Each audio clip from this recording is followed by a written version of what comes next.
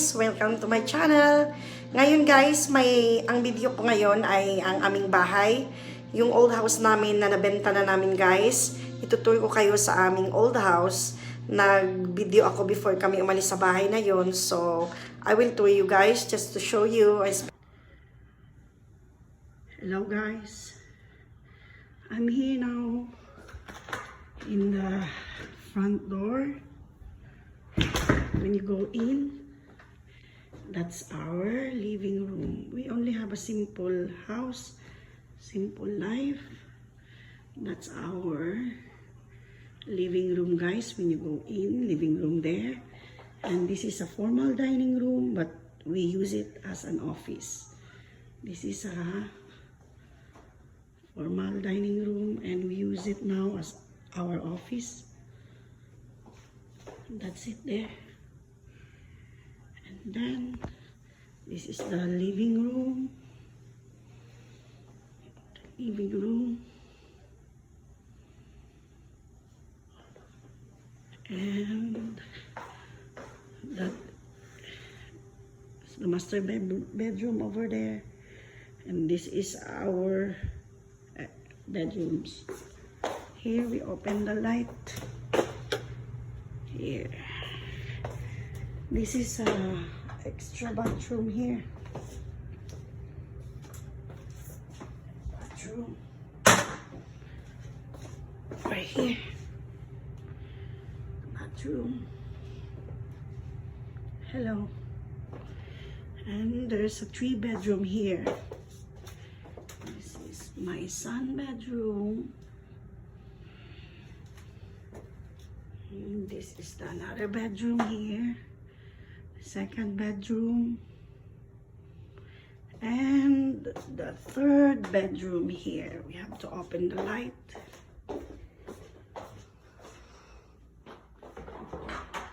It's the 3rd bedroom. Very empty guys, because soon aalis na kami dito soon guys. Binenta na namin ang bahay na to. So, hopefully, mabenta na siya. Halis na kami dito in a month pag mabenta na siya, guys. Ito yung room ng anak ko. 3rd bedroom. Off the light. And that's going to living room back. And this is the another bathroom. It's only 2 bathroom and 4 bedroom. This is the 3 bedroom here. First, another bedroom and bedroom again. And then going there guys, going back to the entrance area here. Yeah. Guys, ito yung bedroom. May 2 door siya. May door doon. Tsaka dito papunta sa living room. So, yan. Yan, guys. Dito tayo sa sala ngayon. Ito yung living room namin. Simple lang, guys. Simpleng buhay. Tsaka, this is the master bedroom. Magulo ang master bedroom, guys. This is our master bedroom. Magulo yan. Magulo-gulo. Ang gulo-gulo. Master bedroom here. We have a master bedroom and the master bathroom. Yung master bathroom. Yan guys. Ito lang, ganito lang ang master bathroom. Alam ko muna tong ano na to. This is the master bathroom. We have a walk-in shower. And then a tub. Garden tub. And then the dual sink over here. And here. Then dito, walk-in closet guys. Yan lang. Yan ang walk-in closet namin. Yan lang guys. Yan. Walk-in closet. Here's our bathroom. And that's going back to master bedroom. The 2 sink, dual sink, the shower, and the tub.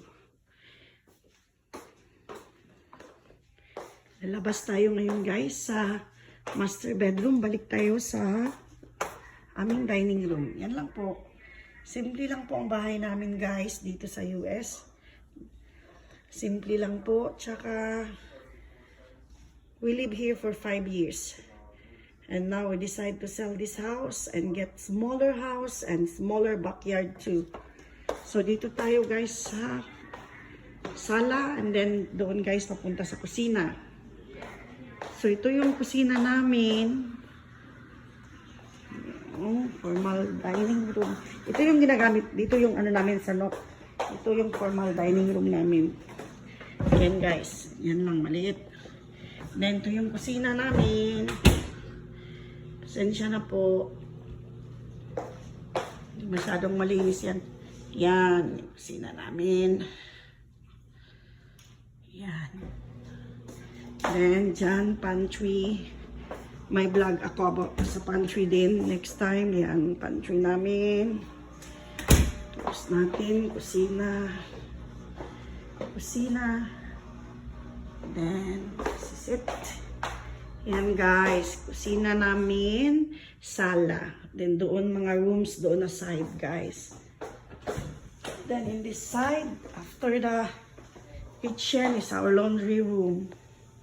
That's our laundry room. It's our laundry room. Yan, marami akong rice guys. Rice is life. Rice is life ako guys. Meron ako nito, rice dispenser yan guys. Nabili ko yan sa Amazon.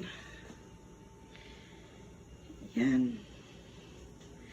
Freezer. Ito yung then may mud sink kami dito sa likod. Likod ng aming dito sa aming washroom. Mayroon kaming mud sink. And after this washroom guys, that's our tadang! Garage. Our garage is full guys kasi nga aalis na kami dito. Bibenta na namin ang bahay. Sana may bibili na din soon. Tsaka dito guys sa gilid, yan yung tornado shelter. Yan yung above the ground tornado shelter guys. Yan. Bolt in yan guys. Bolt in siya.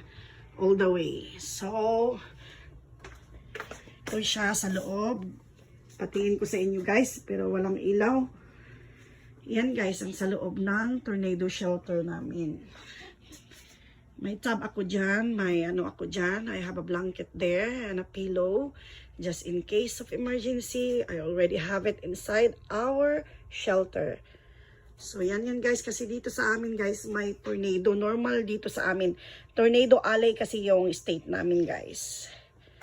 So ito yung shelter. I'm inside the shelter.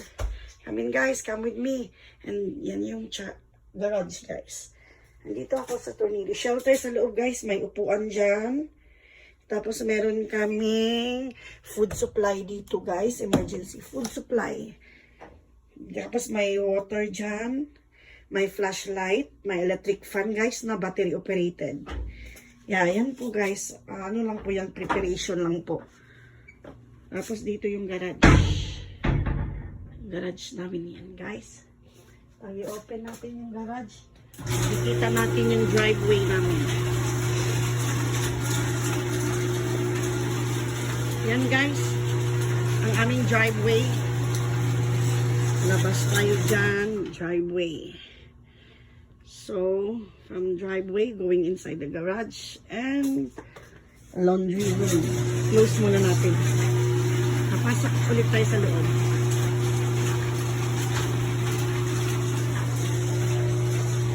So, that's the tornado shelter. Then, going back inside the laundry room. Balik tayo sa loob guys. Sana nag-enjoy kayo sa tour ko. Para may vlog lang din ako.